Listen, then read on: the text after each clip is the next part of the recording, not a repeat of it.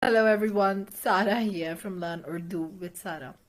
So as you know, in Urdu, postposition exists instead of prepositions. That happens in other languages as well, like Korean, Japanese, Latin, etc.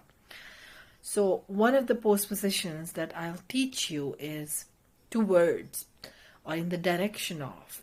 That is ki taraf. Ki taraf is towards.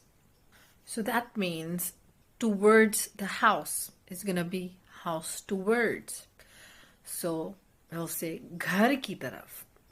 Ghar ki taraf means towards the house. Ghar ki taraf. Towards the house. मैं घर की तरफ आ रही हूँ. I'm coming towards the house. मैं घर की तरफ आ रही हूँ. और मैं घर की तरफ आ रहा हूँ if you're a man. मैं घर की तरफ आ रहा हूँ. मैं तुम्हारे घर की तरफ आ रहा हूँ. I'm coming towards the house. Your house. मैं तुम्हारे घर की तरफ आ रहा हूँ. मैं दुकान की तरफ जा रहा हूँ.